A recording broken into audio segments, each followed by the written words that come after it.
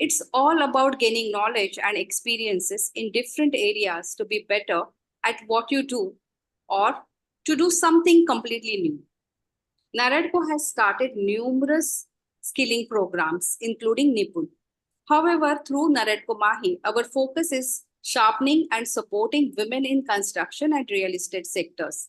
Our skill development plans are extensive, covering grassroots to mid-level professionals, entrepreneurs, and CXO level personnel. Today, on World Environment Day, we are excited to inaugurate our skilling series with the very first webinar titled Empowering Careers, Skills Over the Gender for Women. But before we start our interesting session, let's have a brief keynote address from our mentor for the Skilling Initiative, Ms. Charu Thapar. Over to you, Charu. Hi, Sheetal. Thank you. And good evening to everyone on the panel and everyone who has dialed in to listen. I'm very excited that this is our first of the series in skilling under the Mahi group. And thanks for getting us together, Sheetal, for this. And welcome to Dr. Smita. I think skilling over gender is a very, very appropriate topic. And I'm really delighted that we are launching an initiative with this extremely relevant topic. Balancing the emphasis on skilling while actively working to eliminate gender biases and support gender-specific needs can really help create a more equitable and a more productive workplace. I genuinely believe that if we consciously work on skill development, we can eliminate biases created in a workplace, including discrimination, overlooking systemic barriers, tokenism risks, work-life balance, and gender-specific challenges. Positive skilling initiatives and efforts can truly enhance meritocracy, diversity of thought, increased talent pool, equal opportunities, and enhanced workplace morale. I'm hoping Dr. Smita will throw light on a lot of these and we'll be enlightened at the end of the talk today. With that, I hand over to Priya for introducing our today's speaker. Thank you so much. Thanks, Charu. It was a pleasure listening to you and to have you give a base for exactly what Dr. Smita is going to do. And a warm welcome to everyone. I know in most parts of India, from wherever you are, warm welcome also is pinching real bad because it's superbly hot everywhere. What if I told you that instead of the warm welcome, you could be welcomed by a nice cool breeze and the weather that is perfect for you to enjoy anything and everything that you would like to do? Dr. Smita explores the same thing from our mind, the mindset that is so powerful. She can actually make you feel cold in hot summer and make you feel pretty warm in the cold winters. But with a small caveat, that being that is it actually good for you? Good for you in the short term as well as the long term. So that's the technique that she uses, which is called the neuro-linguistic programming, and the EIT education, which is the excellence installation technology. She combines her medical knowledge with NLP to give the best result for an individual specific requirement, which can lead that person to the best of their ability and deliver in a way that the person feels absolutely getting more than what they could dream of probably and move in the right direction. So that's what the mindset part of Dr. Smita does. As far as her formal introduction goes, she is a professor and a consultant physician practicing in the field of medicine since past 20 years. She is integrating the NLP and the EIT techniques in medical cases since the past 8 years. Presently, she is doing research as project on treating young hypertension, diabetes, and obesity with NLP and EIT techniques so that she can address the newer challenges of digitally transformed lifestyle issues and complement medical care in emotional and hormonal imbalance related to hormonal diseases. She's also integrating the NLP and EIT techniques in medical cases of allergy, psychosomatic illnesses, and chronic diseases. She can cure phobias. She can help you quit habits such as smoking, drinking, overeating, or insomnia. She can help children with learning difficulties like spelling, reading, and lot many things. So with this small brief introduction, I would like to hand over to Dr. Smita. But just a small thing for everyone. If you have any questions, please put it in the chat box and she will answer it once the session is complete. Over to the magician, Dr. Smita Manjavkar. Thank you. Thank you, Priya, for such a lengthy and a very, very exhilarating introduction of me. Thank you very much. And coming to today's topic, before I start with my topic, I would like to thank all the people here who have invited me to give this speech. And I'm really honored to be the first speaker of this series. And I hope I will be able to give the thoughts and share my experiences, which will contribute all of us in taking our career decisions and taking our career to new levels. So thank you very much. First and foremost, today's topic being empowering careers and choosing skills over gender for all the women. Coming to this forum, I'm very glad to see so many women involved into the real estate field.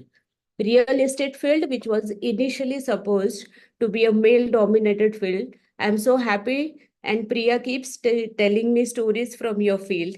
So it's very, very encouraging to see so many females involved into this real estate business.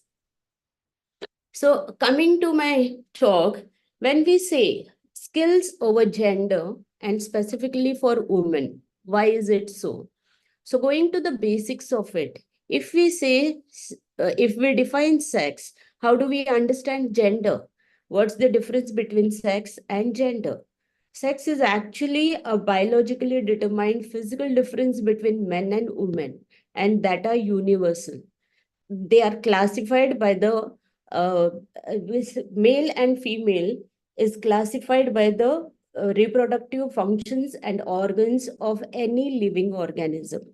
So when did the gender terminology come into the picture? If you look at the dictionary, the first time the gender word was used in Oxford Dictionary in the year 1882, which was a synonym to sex or the breed or the similar kind of species, which originated from the word genus. But as the word was used more frequently in the society, the meaning of the word changed. And it was in 1995 that John Money related the word gender, which refers to the characteristics of of the women and men and boys and girls that are actually socially determined. So when we say gender, it becomes a very complex concept. So gender has various factors to it. So the socially constructed behavior norms, socially constructed roles, which define the role of a woman or the role of a man. That gives the meaning of gender. There are a lot of norms which are to be followed by a particular gender, accepted behaviors, religion, ethnicity, social factors, cultural factors, economic influences, the political scenario of your geographical area, they all impact your gender bias. So when we talk about gender and our career based on the gender, every male or female born in this world can choose the career of their choice based on their skills, likings, passions, which I will talk more of in my further talk. So United Nations was the first one to acknowledge this, the gender bias, and they took up the issue in Convention on the Elimination of All Forms of Discrimination Against Women. And they define that any distinction, exclusion, or restriction made by a gender bias which has a effect or purpose or on impairing the or mollifying the enjoyment or the powers of the exercise, irrespective of the marital status of women and women. So, what India is a part of this United Nations Convention, and every state, every country takes this as an offense and has policies in place to take care of any bias that happens or any discrimination that happens. So why do we need that jurisdiction when we talk about gender bias? Because it actually stops a lot of things for either of the genders. Sometimes even this gender bias goes for men, wherein they cannot function into certain areas. When I say I'm addressing the forum for women, but the truth is also that this gender bias also restricts a man in certain ways. So there is a restriction of mobility, there is lack of access to decision-making powers, there is the loss, there is lower literacy rates, then there are discriminating attitudes at the workplace, which actually stops your growth, happiness, and your purpose of the career that you choose. So we have various examples right from many ages about the people who have crossed that threshold. So recently, it was very nice to see in Mexico, after 200 years, the female president was elected. And that was a big victory, and that is a big learning to the entire world about the gender bias. So in our country, I feel we are much more luckier country because this movement has already started ages ago in our country. Like starting from Sarojini Naidu to today's age, where we all women have gathered together and we are discussing various issues. So this is a very big movement for ourselves. This is a very good, encouraging movement for ourselves. And I feel now is the time when we need not choose our career based on our gender, neither to prove to any gender what we are capable of.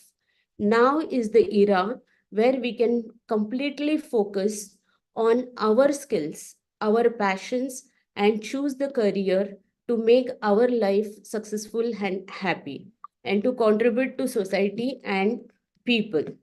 So, looking at Sarojini Naidu, she was the first National Congress president of the country, to Sunita Williams. And when I say that this gender bias also impacts males, I know the first male nurse. When I started my career in medical school, we never saw a male nurse. The nurse was always a female doing all the services. So in India, the first male nurse was Daniel Vijayaraj, who has been awarded the Florence Nightingale Award last year. So George Dunn from Liverpool was the first male nurse. So looking at the scenario now, I think the world is open, at least for our country women, to choose the career. I still agree there is a lot of discrepancy. There are a lot of places where women do not have these equal opportunities. But we are into a more open world. Like if I compare my life with my grandmother, my mother, and my life, I can definitely say that I have many more opportunities open for me as compared to that era. So coming to your career, what is a career? Career is actually a evolving sequence of a person's work experience over time. So career is built over the years. Once we enter our work zone, we start the journey of our career, which goes on for many, many years. So what are the factors that impact your career? So there are various factors on which we base our career. It depends on our interests, skills, abilities, talents, aptitude, people skills, experience, family traditions, personality that we are, life goals, and work values. So out of all these uh, various factors, for you to develop your career, I feel three major factors play an important role in your career choice. And these are skills, abilities, and talents. The next important factor is your motives and needs. And your third important factor is the value that you attach to your own career. So while choosing a career, uh, first, focus on your skills. So what are skills? Skills is the ability of a person's own knowledge to be utilized effectively and readily in execution or performance. So it is used as skill is variously used in the other forms as abilities, knowledge, expertise, and these are the skills which make it very easy. And since you are skilled, it comes very easily. And the fact that you get skilled so easily in one subject means that you have a lot of interest, and that is how you build your skills. Sometimes you need add-on skills which you can always develop. So when you assess your skills, there are three factors that you should look into. Your academic strengths, academic skills, your personal qualities, and your people skills. So when I say academic strengths, your qualification matters in that, but apart from your own qualification, there is reading, writing, listening skills. How is your creative thinking? How are you in problem solving? How are you in your decision making skills? Apart from that, your personal qualities, your self esteem, your self management, and your ability to take your own responsibilities. Other aspect of your skills is your people skills. How social you are, how socially effective you are. What are your negotiation skills? What are your leadership skills? Are you a team player or are you a solo player? So what suits you? What is the comfort zone for you? Where do you perform your best? These are the various aspects when you check at your own skills and take a career decision. So in this context, I would like to tell you about my two clients. One of the clients was working in a fabric industry. She was doing very well. The fabric industry had come to her as a part of her family business. She was doing good, but internally she was really feeling that something is not working out for her or something is not missing in her life. So when she came for a consultation, during the consultation, she realized that she has a lot of understanding and she has a lot of skills in doing fine arts. And while doing her fabric business, she started in the fabric business, she had a lot of difficulty with other aspects of the fabric business. She was very good in marketing and bringing in orders. But the other parts were cumbersome. She was not really enjoying the profession or the career that she had put her life into. So she started doing part-time artwork and gradually she built her artwork, and today she has her own full-time art business and she's taking bigger orders in the field of art, right from a small resin work up to a big Tanjore painting to a complete wall painting. She's doing various forms of arts and I see her much more happier. The finances was never her problem, but now the happiness factor is very prominent in her. To highlight this factors about our skills and about our choice that we make, I have another client who was a full-time corporate chartered accountant. She had done very well throughout her education system and she had got enrolled into a big firm. But while doing her work, she realized that she is spending so much of time in the office that left hardly any time for her personal life. And then one day she decided to take a sabbatical. And in that sabbatical, she started learning yoga. She had the yoga background even before she took the sabbatical. So she had knowledge of yoga even before that. So to sort her confusion about her career, she had come to me. And during the consultation, we realized she has a lot of passion to teach. And she wanted to impact many people, many lives by getting them enrolled into practicing yoga. So today she is running her own yoga classes. She's doing very well, and her dream is to start her own yoga institute one day. So this is how your career choice becomes very important, because apart from our family life, the most part that we spend of our life is in the career that we choose for ourselves. So coming to what are the career information data that you need to gather while choosing any career? So you need to have, when you start a career at a certain stage, you have to know what are your further goals, what are the major career targets that you need to achieve. Then, what is the preferred type of work you do? When I say preferred type of work, there are various aspects to it. Like you like indoor work, you like field work, you like a community work, you like solo work. So there are many aspects to the preferred type of work that we choose. Then what is the income requirement? What is the income that you are expecting from the work that you are doing? Then sometimes there are special needs and there are geographical requirements also. You need to be, because of your spouse, your family, you need to be in a certain city, certain country, or there are special needs at home. Specifically for women, creating that work-life balance, especially for the kids, and looking after the parents. All these are very important needs that we need to consider when we plan our career.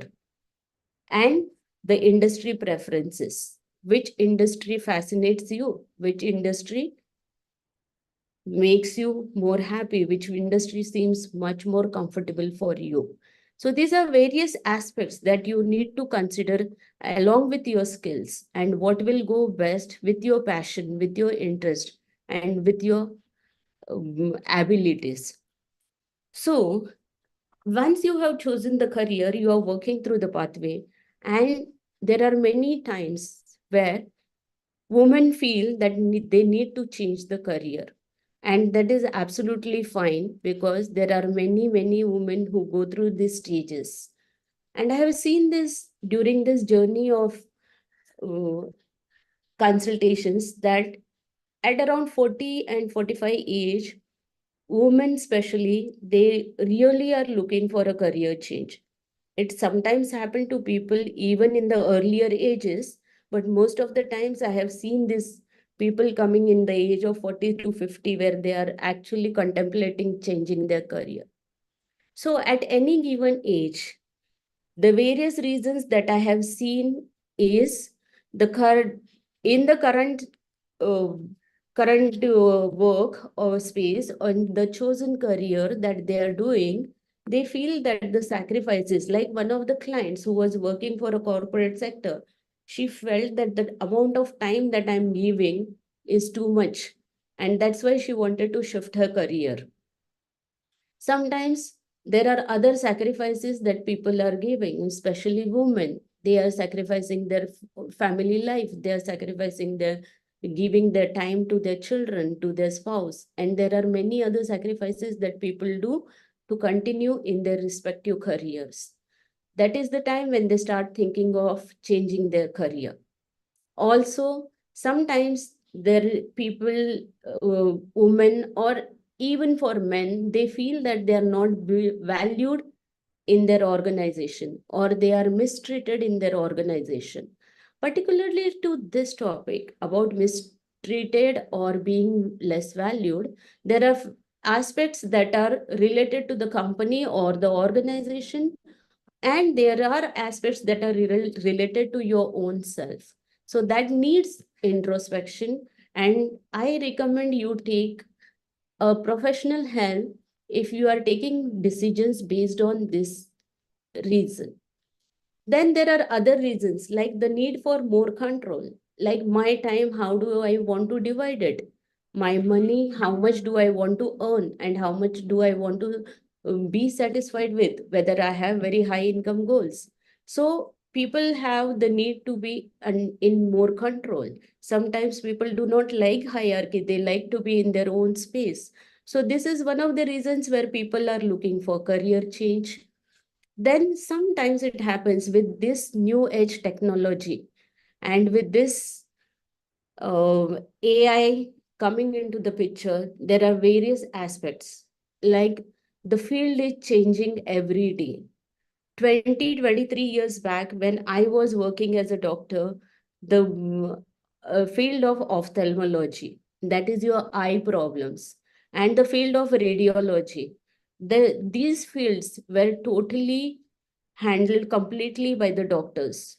Today, every doctor has to be technically equipped to work in a radiology setup as well as in an ophthalmology setup. So the field itself has changed. So people are looking for new opportunities, newer ways, and people would like to go back to their comfort zone with their skills and expand themselves over there. So then there is, as I said, in the age of 40 to 50, I have always seen women specifically looking for a new opportunity. They are actually doing a critical analysis inside their head about their work, about the purpose of their work, about the job satisfaction or the work satisfaction, even if it is a business, how it is doing them. And they're actually longing for a greater purpose. So for whatever reasons you are looking for a change in career or you are looking at shifting your career, looking at your financial needs, looking at the current stage you are, and whenever you have doubts, I recommend please seek professional help in whichever city, wherever you are, and you can always, but people who are really unhappy in today's career, I recommend please go ahead and explore that. So if you want to explore and make a career change, what I'm would sorry, Dr. Smita, for interrupting. Yeah. I'm a little late. Could you put this in the presentation mode? Yeah. What do I do? From the bottom right side, you see the Just 5 minutes. presentation. Yeah. Yeah. From the bottom, you can put it in the presentation mode. Here, next to this extreme bottom. Yeah, this next to it, Where your cursor is down on the right side. Here. You see this screen. Yeah, here. Here. Yes. Want me to put it here? Yes, please. Great. Thank Yeah. you. Yeah. Sorry. So I'm just in finish it off in 5 minutes. Huh?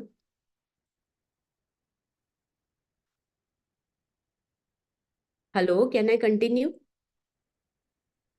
Yes, please take your time. Please go Yeah. ahead. So when you have to make a career change, there are 3-4 factors that I want everybody to consider before you take your final decisions. Step back for an empowered approach. Figure out, have your self-concept, self-image, and figure out who you are. What are your talents? What are your skills? What are your abilities?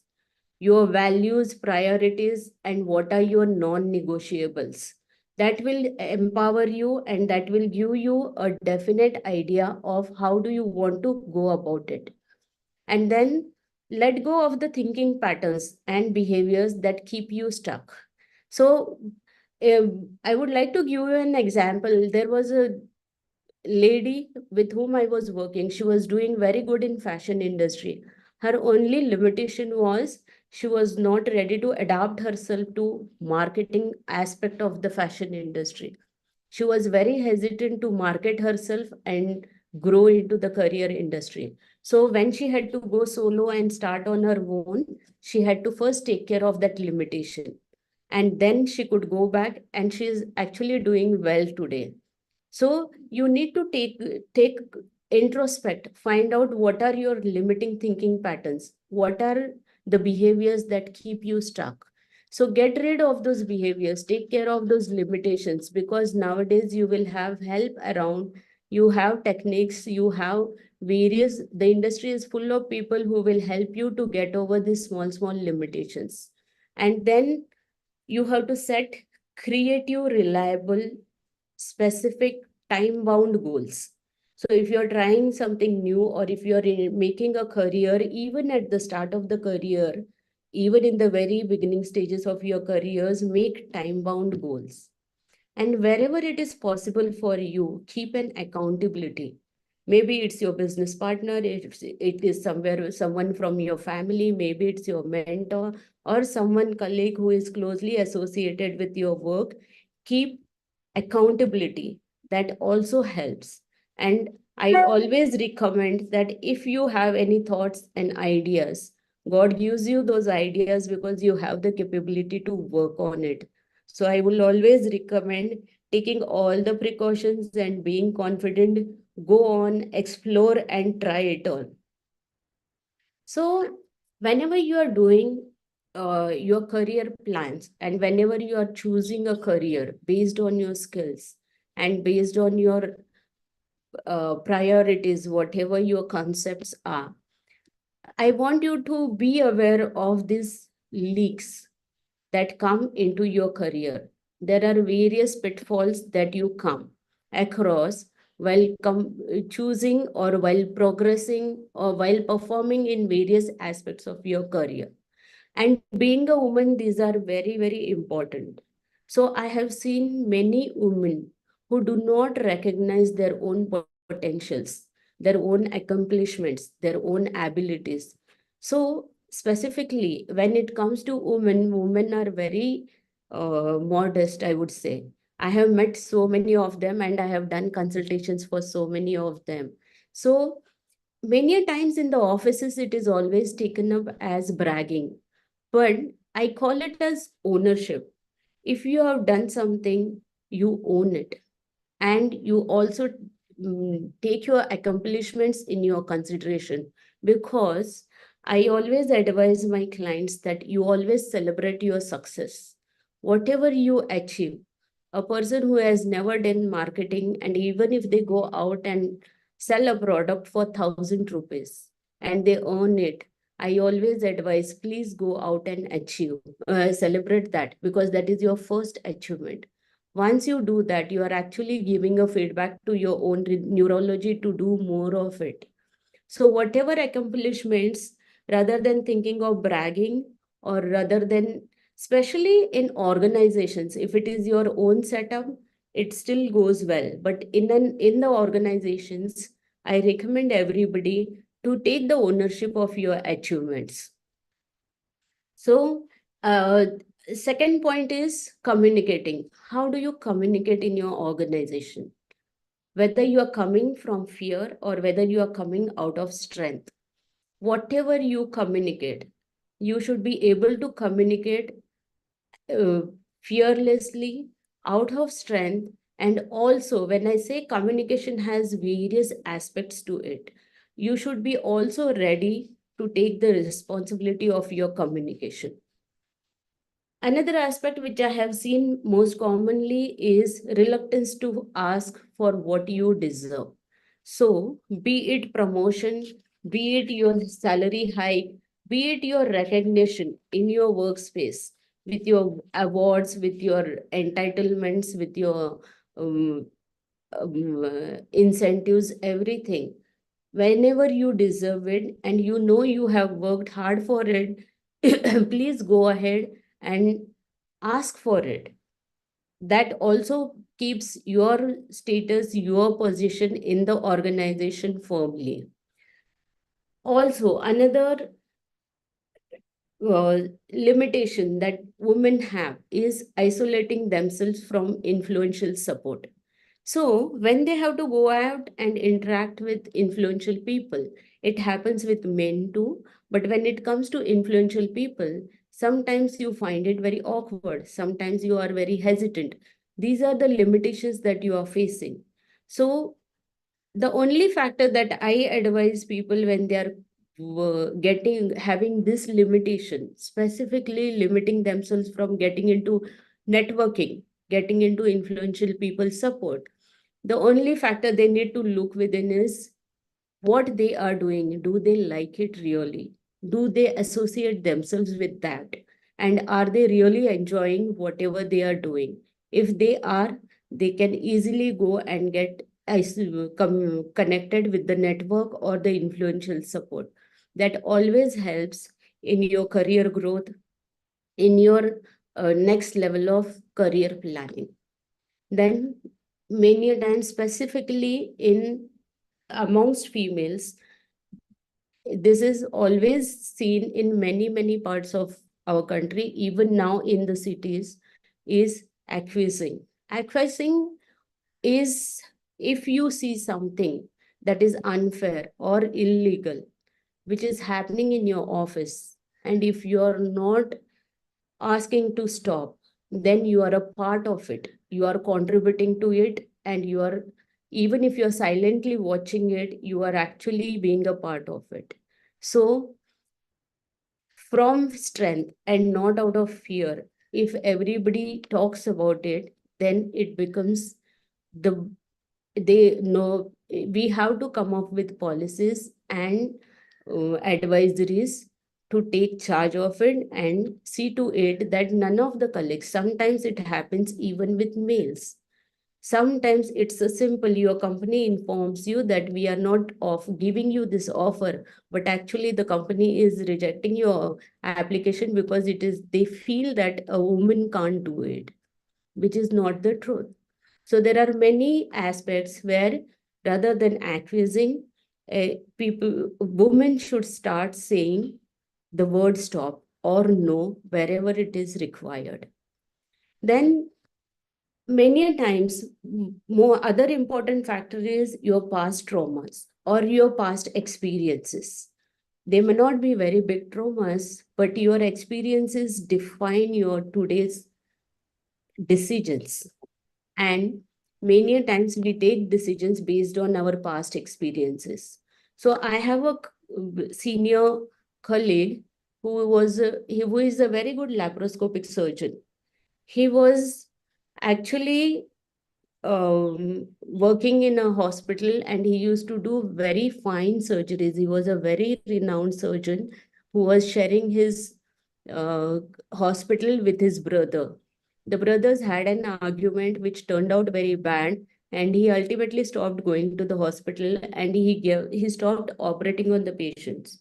So he went into more of clinical field without going into surgical field. And that is a big loss for the patients, for himself also. So don't allow your past traumas to define you or define your career goals. Seek professional help if you need it, but take care of your past traumas and go into your career full-fledged and enjoy whatever you like. So if I have to sum up, if you want to build a successful career, there are 4 important things that help you in building your successful career. So first one is you're building strong sense of self-confidence. Today, if anybody internally, if you introspect and feel that you have issues with your self-esteem or self-confidence in any aspect of your career or personal life, please go ahead, address it. There are various methods in which you can help yourself and build that confidence.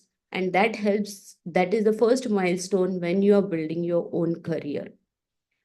Second aspect is building and leveraging relationship skills.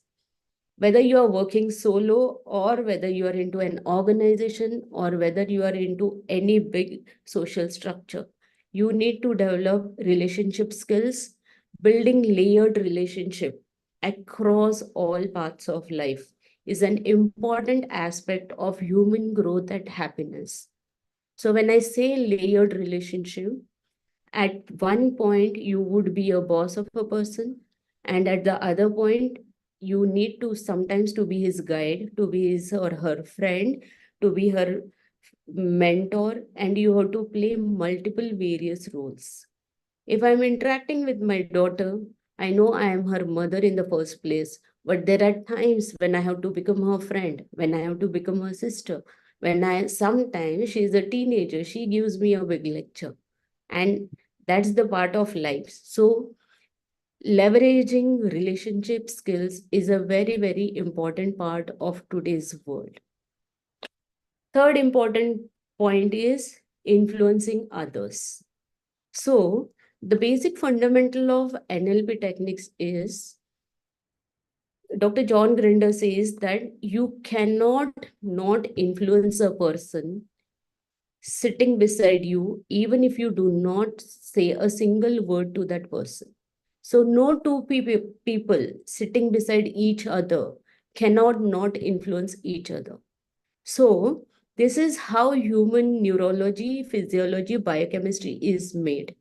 Two people sitting beside each other, they do influence. So in this world, when we are making our career, when we are seeking our own growth, when we are seeking our own happiness, we should develop the capabilities to influence each other and create win-win situations for people around us in various aspects of our life.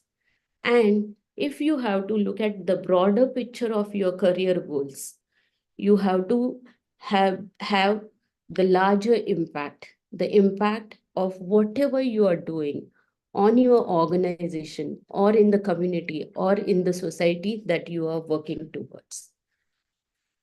So this is all about the career aspects that I wanted to share with you all.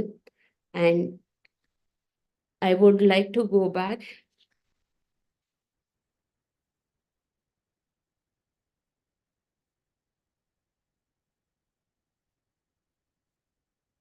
A few questions, if there are any questions. Yeah. Thank you, Dr. Smith. It was very enlightening. And yeah, I mean, to know that career is one thing, but yes, you need to have, apart from the skills of that career, but you need to have soft skills, like you need to have that confidence, that people skill, you can leverage your relationships. It's much more. So now I request the panelists or the participants who've joined us today, if you have any questions, you can put it in the chat box. So we'll take them one by one. So meanwhile, if any panelists have any questions, and I have one question. Dr. Smita, you told that, there are times when we should go on, we should seek professional help. I think if you can just throw some light on it, because there are times when women, we take sabbaticals, then coming back into the same career with that growth, we don't get those opportunities because either the world has moved forward or, we lose that confidence. And maybe we undergo so many hormonal changes. You're a doctor yourself. I mean, there are so many issues internally, biological happening. So what all professional help can we seek, and when do we get that trigger that yes, now it's the time we should go and seek professional help? Because usually we do shy away from going and seeking such help. Okay. So Tina, when we have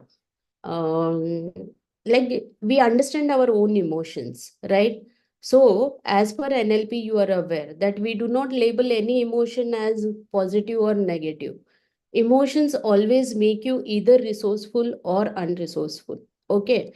I always advise people that if you are having the same feeling, you know your own calibrations. Maybe you cannot go out to and talk to people. You cannot discuss even sometimes with your spouse because it's very difficult to go and convey, or whatever limitations you have. And sometimes even if you convey to your spouse or your parents, they are not able to make it out. Okay. So if you have the same unresourceful feeling, and if for others purpose, if you have any feeling that you feel is negative for you, again and again. I would say if you want to keep a mark more than 3 times, you are sulking into the same emotions. Seek help for it. And I have very well observed it. Tina, the most important finding is like I'm a physician. So many a times, people do not come for their original emotional problems. They come with allergy, which was very, very fascinating in my earlier days. People would get stressed out and they would develop allergy and they would come to me for treatment for allergy. And I work on their emotional aspects and their allergy is taken care of. But I feel going on to physical symptoms is a very long way. If you are actually looking into looking at a person's physiology, your body is always communicating. If you are getting sad feelings, if you are not happy about something, if you constantly feel that something has to change, like as you said, people take a break for child caring. Okay, even after 2 years, they have this feeling internally that I need to do something, I need to do something, and then you are not able to act on it. That is the time you seek professional help. That is the best way. And the earlier you go, the easier it is for the professional to help you to get to the next level. Thank you, Dr. Smita. And we have a few more questions. So since like this is a construction forum where women from construction related, most of us are from the construction field. Now, what are the limiting beliefs usually women have? Because it's a very male dominant field. And how can women overcome those limiting beliefs? If you tell me you belong to the industry, Priya also belongs to the industry. So if you name a few limiting beliefs that women in your industry carry. So it's basically, firstly, since Dr. Nanda ma'am has joined us. Good evening, ma'am. She's the president of NAREDCO Mahi. So if you Hello. can throw some light on this, like what limiting beliefs usually in this field, like women carry, and then how to overcome those beliefs, Dr. Smita can help us. Yeah, a very good evening to Dr. Smita, all the panelists, and absolutely delighted to listen to Sheetal, Charu, Tina, and also Priya, you. Women in our industry, I think one of the beliefs that they do have, and maybe it is correct also, is about the difference in the salary structure between their male counterparts and them. That's for sure one. The second belief I think they have is, see, there's always very little room at the top.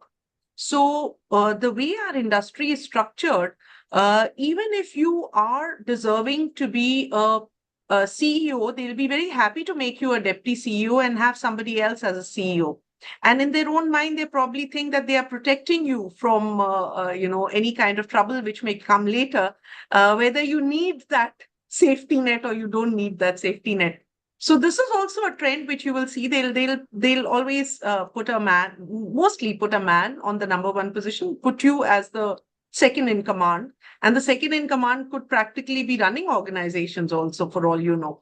So that's another thing. And I think, but there are organizations who would not do this also, but there is a certain belief that these type of things do happen. The third one I think is. It's got more to do with when you are in a leadership position, when you are running a setup, whether you're HOD or you're an organization head, about how your juniors perceive you. The new generation, of course, a lot of them are coming from homes where they have working mothers, working sisters, working wives, and they're very comfortable with it. But back in the day, I think when quite a few of us started, because if you see, most of the Mahi women have 10 years, 20 years, 30 years experience also. At that time, there were actually very few women in the industry. And also for the men, they were not very used to having a woman as a boss. So kind of, taking orders or working in that collaborative manner was not easy. Now, of course, we're talking about gender inclusion and diversification and LGBTQ and whatnot. So things are improving and changing, but of course, the perception remains. And compared to other industries where very fast they catch up with the latest trends, whether it's aviation or hospitality or advertising or, any other export houses or things like that, real estate takes time to accept changes. So these are some perceptions, right or wrong. It's open to debate, but yeah, they're perceptions for sure. Yes. Any others that you would like to add, Charu, Sheetal, Priya, Tina, from your experiences? Yeah, I think so women are treated like they are fragile and they are not suited for construction industry. That is one belief that's what I feel. We are even commonly asked as to why did we choose this industry to be in. So I remember Hillary Clinton was once asked by a journalist, like, which fashion designers do you prefer? And she had instantly replied to that journalist, do you ask this to any other male in the political field? And it actually made him instantly think about the Wow, question he asked. So very that's interesting. actually said by Hillary Clinton. So I feel we as women are conditioned right from our childhood.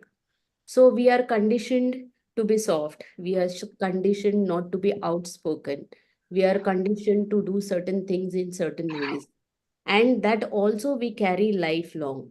So there are certain things that we have learned from the environment. And when we do that, get to that level, we need to unlearn also. And what is required where. And that is what we need to drop our own filters. Many a times, being soft, being polite becomes our innate nature. And we actually need to drop that. Because in an authority position, if you want to function in that authority position, you need to build all those capabilities. And for that, we should be able to take the not so soft picture of our own and be comfortable within ourselves with it. Yeah. Yeah. Dr. Smita, we come across a term quite often these days. I mean, it's more of a recent phenomena, which is energy vampire. Sometimes people enter meetings and they come out completely exhausted and drained without doing anything. I'm talking about it more from a point of view. You made the presentation just now and you said it's impossible for two people not to have an impact on each other if they are in, proximity. What is your definition of an energy vampire and how can people protect themselves from one? So in NLP, what I do, actually, I do a procedure called as installing filters. Okay. So what is the Vahan of Saraswati Devi? It's a swan. Why does Saraswati sit on a swan? Because they say, literature says that a swan can, if you give milk and water to the swan to drink, it actually takes the milk and leaves behind the water. So wherever you go, there from the environment, you are going to see everything. What do you choose to pick up for yourself? That filters you should have within yourself. And you need to work on it every day. You just need to learn to discard whatever is not resourceful for you. And your brain has the capability. We are just conditioned, and we just sometimes, a simple comment, a person going on. Specifically, I have seen this with children carrying it up to their adult age. Like somebody, they hear a comment, he is talkative, he is whatever, arrogant, he is very, and they make it their personal identity. No, it is someone's just remark. If you make it your personal identity, then you are doing damage to yourself. So these are there are various places. Sometimes I feel out of all my work, you need strong filters from your own family members, from your own people in your surroundings whom you love, whom you accept, because certain things are good for them. They may not be good for you. You need to actually define, you need to actually be able to separate it out from your own perspectives. So this is how, when you say energy drainers, you need to take care of, you need to make your filters strong, you need to keep your filters intact and utilize them. And sometimes so it much. happens, though, you're meeting a stranger With somebody, like, you feel so drained out, and with somebody without no rhyme or reason, you just feel happy meeting that person. Yeah, So, it's exactly. all about vibes and your Yeah. filters and it. You actually can become friends within a minute with someone, and even after 10 years, you dread entering into somebody's room, even if you have the most important work or the most important deal inside that room. True. That's how our neurology is wired. Basically, we really need to become more aware of our kinesthetics. Our neurology or our body is constantly communicating with us. Fantastic. I think Chadha also has a question. Yeah. Sorry, give me a second. So my question actually was, there are two ways to look at everything.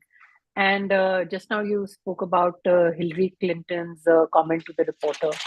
But we also see, right, that women in lead roles sometimes start mirroring male behaviors because that is a prerequisite for success, or at least the perceived prerequisite, right? Do you believe that is how it should be, or we actually bring a true diversity into the leadership groups we sit in? Why do we need to change the way we are, right? I mean, another way to look at Hillary's response also could be, we are different, and if a curveball is thrown at us, we should be able to like respond to it. To say yes, we bring color to a room. You're not all black suits and white shirts. So for this, what I would say is, like, mirroring is a phenomena which you can actually take care of. You need to have filters. And mirroring is the structure used in the concept of modeling. Modeling is when you put your filters on, you can just take the capability of the person. When you say you start behaving or you start looking or acting like a meme, that's not the intention of mirroring. If I am mirroring somebody, what are the capabilities of that person that I am trying to mirror, that I want to inculcate in myself? And this is where I talked about filters.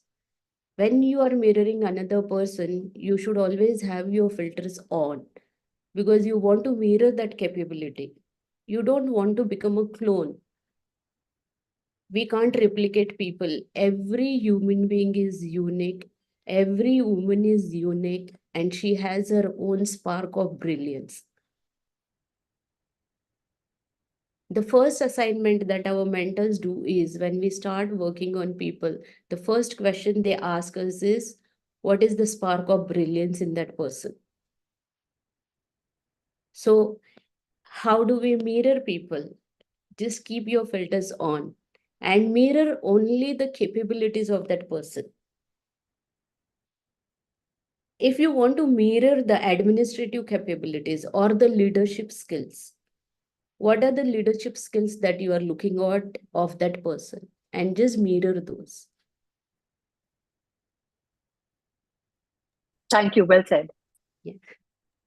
Yeah, such a wonderful concept that each one of us have our own skills and capabilities, and once we mirror the things which we admire in the other person, then I think we'll be finishing our arc and completing our arc, and definitely we can add more value Yeah. on the table. But I think it's Wonderful. very difficult, like taking only that quality. कुछ तो free में आ ही जाएगा उसके साथ में. See, you can just Filters, detect and reject. You can just detect and reject whatever is not required for you, whatever is not resourceful for you. True. I'm But saying it is comes quite with difficult. practice, right? You have to be a very evolved, I think, person to be able to discern between how you're navigating that journey. But yeah, I think being mindful, as what you're saying, Dr. Smita, is essential when we are trying to filter in terms of qualities. Yeah, and from when I say NLP and EIT techniques, it just takes a procedure, I guess 15 to 20 minutes procedure in which we actually make our neurology aware to build those filters? Dr. Smita, the audience that you have with you right now today, this moment, these are all women who are stars, not in their just in their industry, in their organization, but also in the industry. Now, wherever they go, they would outperform and outshine people around them. And sometimes your light itself kind of irritates and blinds people around you. What are the type of tips that you would like to give them? Because when you are extraordinary, you are upsetting some ordinary around you, right? So our Mahi women, whatever they are doing, they are all so committed, so passionate, um, total perfectionists, if I can call them that. And they are in pursuit of excellence always. And mostly they are competing with themselves. Like Charu just said, that, maybe some women would have lost the plot because they were kind of aping men. They didn't have women role models at all. So that also could have been there. So, what are the type of tips that you would like to give to women? Because why should you drop your level down to come to somebody else's level when you are, whether it is intellectually or professionally or proficiency wise, up there? How do you still take people along with you and be a happy, welcome, and popular person? So, see, this is people skills. So, when I say build layered relationship, you can always think of who are you allowing yourself to be influenced by, and what principles, what philosophy, what values are you allowing yourself to be influenced by. So when you look at the value part of it, you will be able to distinguish. Okay. And when you say that you are going out there shining, you outshine and you perform and all, okay. In that process, whenever you are in a group, and there is a possibility that wherever there is a new learning or um, a new concept that is coming up, and you are excited and you are curious, in the process there is a possibility that you would mirror. Okay. But that's why I said that if you come back home and do your filters, check your filters, check what are you carrying, whether it is a message, whether it is a principle, whether it is a value based, and what are you ready to absorb for yourself. So whenever you go into those influential situations, there is a possibility that you might just pick up. But your neurology, if you train your neurology to update your filters and to again recheck and filter out anything that is unresourceful for you, human neurology has that capability. And if you are completely aware of your kinesthetic sensations, of all the feelings that you get, of all the thoughts that you get, and you check, are these thoughts mine? And you will be able to actually make out where are you getting these influences from. And you can actually detect and reject all those influences. Excellent. Thank you And so much. Thank you. Because I would say, rather than going down to somebody's level, if possible, if it is not draining you out, lift that person up. If not, beautiful. you just keep your filters on. Beautiful, beautiful. Because the star women that I keep coming across, more often than not, self-respect is so important to them that they'll come and tell me, they'll say, rather than fighting it out or arguing with them, I thought I must only, kind of change my course or just drop it. It's not worth fighting for. It's not worth arguing, So you feel that you want to help them around, but this is beautiful that only introspection and filters can help. So I hope all the girls out there are listening, and this program is for you, the skilling series is for you, so please shoot your questions. I think Are they we're coming on in the chat time, box, the questions, Dr. Charu? Nanda. Yes, Tina is sorry. monitoring the chat box, but are we on time at the end of the session now, Sheetal? Yeah, we are Yeah. on time. Yeah. So, Dr. Ananta, over to you. I think Dr. Smita was saying something. I'm Okay. sorry. No, it's all right. Like we passed the question. The thing that you said to me is when you have arguments or when somebody comes and tells you that I just let go of because what is the Yeah. point of fighting and arguing? See, in that case, you need to look at the purpose of your argument or what are you trying to achieve out of that argument. If it is something very important, if it is a non-negotiable for you, you have to learn to hold your frame very strong without getting impacted by others person's frames. Like the person in front of you, like how do we teach a child?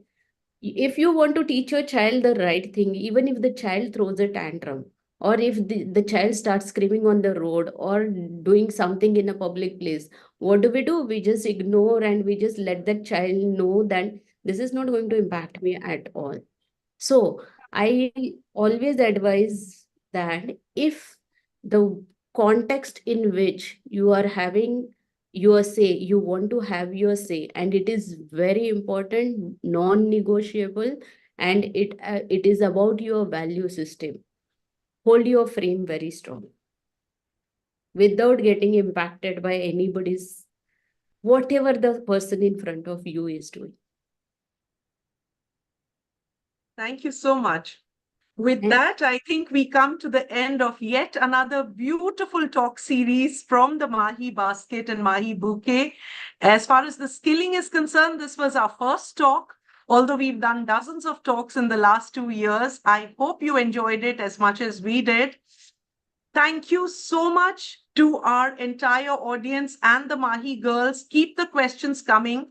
Even if we haven't answered some of them right now or addressed certain issues, we'll be happy to request Dr. Smita to kind of get you the answers on mail or a one-on-one conversation later. Dr. Smita, so grateful to you for such a beautiful hour that you spared for us. My dear Sheetal, this is absolutely amazing. And you keep taking out one rabbit out of the hat, and what else I don't know you have hidden there for all the Mahi girls. This was beautiful and much needed. Charu, the executive director of JLL, we are ever so grateful to her. I think this is the second time we are on a panel in the last 3 days, and it's always a delight to share screen space with her. And there's a different energy that she puts on the screen. And I think it invigorates all of us, and it's very exciting. Tina and Priya are assistant vice presidents for Mahi, always there. In fact, I must mention here, Priya on a flight actually healed one of my allergies. Before that, I did not believe in NLP, and that's how I've got so much into it. You can't scratch the surface and leave it there. Now that I have tasted that fruit, now I want to know everything about it. So this was when we were traveling together from Delhi to Hyderabad for the 25th anniversary celebrations of NAREDCO. I don't know whether I'm supposed to talk or this is supposed to be confidential, but yeah, it was very interesting, and it was very, very scary for me initially, but later it was very interesting. And Tina, thank you so much. You managed the Q&A so well. And last but not the least, Preeti and the NAREDCO Secretariat, who have made sure that everybody gets to know about this most amazing talk. I hope they are recording it, and I hope it's on YouTube and more women benefit from it. And thank you very, very much, everybody. Have a beautiful evening and a great week ahead. Thank you once again. Thank you, Dr. Smita. thank you very much. Thank you. Yeah.